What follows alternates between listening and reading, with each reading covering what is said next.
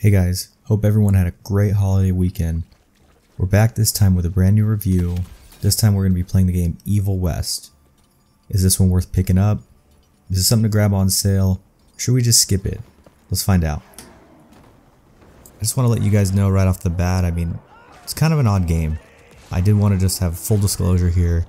I didn't buy this one at the retail price, and I was actually able to get it on sale during the whole Black Friday deal. Wasn't able to really play it until I completed God of War. Coming from God of War though, I felt a bit spoiled and I really had to turn my expectations down for this type of game. The game really borrows from a lot, including that God of War is mentioned. Their goal here was to create a game that's actually kind of pretty good. I can't say that I didn't enjoy my time on this, and I might be just a little bit biased just because I got it on sale, but definitely let's dive in. Let's see if Evil West is worth buying or not. To start off, 2022 kind of spoiled us. Game releases were kind of constant, and during a time where Ragnarok did drop, this game really did fly under the radar. I don't think a lot of people know this one's out, let alone the really good price that you could get it for. You've got elements here of a good game, just a little okay execution on certain parts of it. I'll start out with the story. Evil West here is seriously just full of potential. The story takes place in the Wild West where you control Jesse Rentier, a monster hunter. Think Van Helsing meets Marcus Phoenix. This day and age is heavily influenced by Nikola Tesla, adding this whole electricity aspect to all of your different weapons. You're basically an agent of an institute that hunts supernatural creatures with your buddy Edgar, Gravenor, not sure to say his name. And you're hunting this vampire leader named Peter Dabano. The little bit of depth here is that Peter feels like humanity is a real threat because their technology is advancing too fast. And as you're kicking countless undead ass with that technology, you kind of start realizing the guy's got a point. Without spoiling much for anyone that is interested in the story, shit goes down and it sends you on a mission to stop those vampires. There's an open ending that also leaves some room for a sequel too. On paper, the story's great, but to tell you the truth, the execution just wasn't there. The characters basically came off as just one-dimensional and cheesy, with the protagonist feeling like a cliche, badass video game character. You can just say that this is the type of style that they were going for, but it really just sucked to constantly feel like you were pulled out of the story when everyone was just a cliche character. Many of the characters aren't really that memorable enough to really warrant just a second playthrough. Gameplay on the other hand is where I think the game really shines. It's an over-the-shoulder perspective beat-em-up style game. You have this thing called a heavy gauntlet, which is used to chain attacks, and what you can do here is launch enemies up in the sky and cannonball them into conveniently placed dynamite or spike walls. As you're upgrading up Jesse, you get some different combat moves, the best part really being that they're really not that complex to remember. You use the cash that you find around to just level up the weapons like your revolver, your rifle, your flamethrower. All of the weapons that you get add to variety when it comes to killing creatures. The worst part about combat though to me is that it starts to get really old near that last act of the game. It basically just starts sending multiple bosses at you as well as just mobs of enemies. You'll find yourself basically repeating the same attacks, constantly dodging to stay alive during the whole arena style level. It got boring for me despite those upgrades that you're getting. It also felt like there were maybe like 10 creatures to fight, so it made it super repetitive. To touch on performance for PC, I ran the game on high with a 3080 and experienced almost no issues. There was a bit of slowdown in the beginning when I first started. I think it was just my recording software, but the game kind of levels out. I kept it on high, didn't really have to tweak it any lower than that. During those certain fights, you do have frame drops, but you could turn down some things like shadowing and things like that just to get a smooth 100+ frames. Just when I play though, if I'm playing a story game, if it's not really multiplayer, I do go for that higher graphic quality.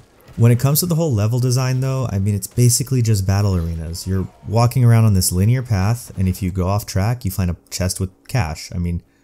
Seems like they borrowed it from God of War. It's not really open world, but it kinda is. It's level by level. There are puzzles, but basically all that is pushing blocks or finding a rope that's marked on the map for you.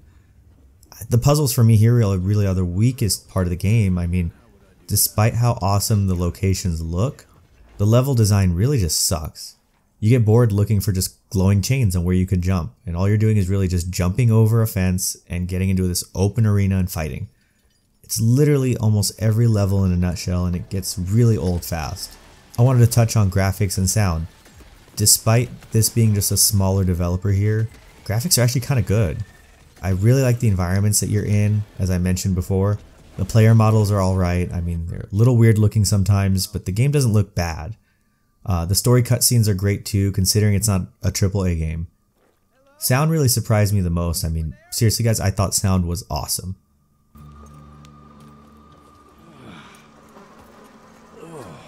Bloom? Is that you down there? Yes, it's me, but who are... Whoa, you're Jesse Renier, sir. Splendiferous.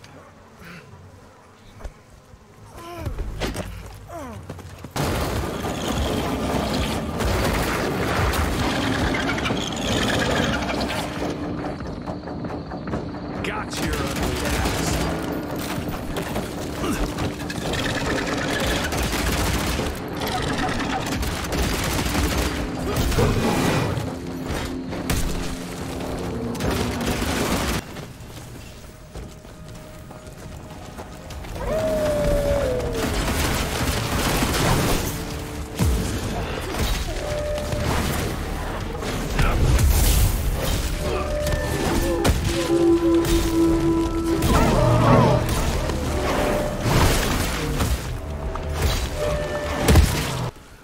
I love the way the attacks felt. I love the way the guns were, the electricity, the finishers. I mean, it all added to this effect of you basically proving to these vampires, don't worry about technology, worry about me.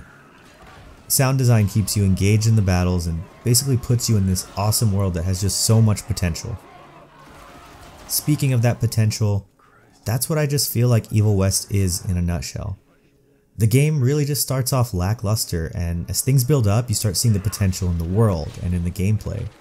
I feel like the cheesy B-movie feel is what they were going for, but in my opinion that holds the game back from being really great. People compare this to this old school 360 game, which granted, I mean it's fun to just hop on and kick some ass, but by the third act you're kind of really bored.